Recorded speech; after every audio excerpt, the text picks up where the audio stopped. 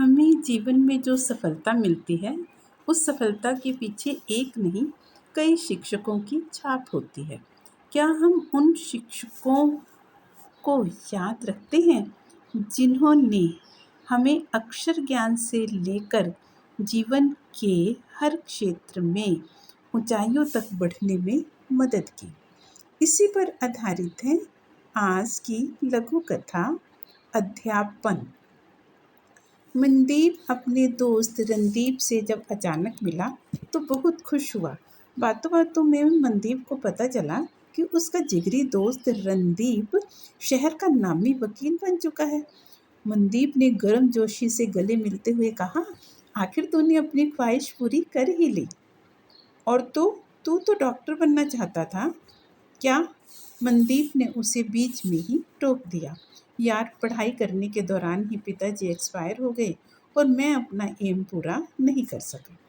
फिर आजकल क्या कर रहा है? अध्यापन। यही मेरा प्रोफेशन है, सो मास्टर बनकर तेरे सामने खड़ा हूँ। मनदीप ने सगर्व कहा। हाँ यार, गर्व तो ऐसे कर रहा है जैसे पता नहीं कितनी ऊंची पोस्ट पर है। यार, जो व्यक्ति किसी भी प्रोफेशन में जब सफल नहीं होता ना तो वह टीचर ही बनता है। रणदीप ने उसे मजाकिया लहजे में कहा। यार रणदीप, तू टीचर्स को इतनी हीन दृष्टि से क्यों देख रहा है? मनदीप ने संजीदगी से पूछा। रणदीप ने चेहरे पर कुटिल मुस्कान फैलाते हुए कहा, मास्टर आखिर मास्टर ही होता है। ये सुनते ही मनदीप तिलमिला उठा, लेकिन कुछ ही क्षणों में स्वयं को शांत करते हुए बोला, देश के प्रत्येक फील्ड, चाहे डॉक्टर, इंजीनियर, वैज्ञानिक, वकील, आखिर ये सब आते कहाँ से हैं? एक अध्यापक के द्वारा दी गई शिक्षा के कारण ही तो संभव हो पाता है। और जिस वकालत पर तुझे गर्व है, उसकी पहली वर्णमाला भी तो किसी अध्यापक ने ही सिखाई होगी। जीवन को सही दिशा प्रदान करना ये सब मास्टर के द्वारा ही संभव होता है। देश में ज्ञान का प्रकाश फैलाने में अध्यापक का ही सबसे बड़ा हाथ होता है। लेकिन तू क्या जाने, तेरी आंखों पर तो अज्ञान का पर्दा पड़ा हुआ है। एक टीचर के द्वारा दिए गए ज्ञान की अहमियत को तू क्या समझेगा? कल्पना कर, यदि समाज में शिक्षक ही ना हो तो समाज का क्या स्वरूप होगा? कहते हुए मनदीप गुस्से से कांपने लगा।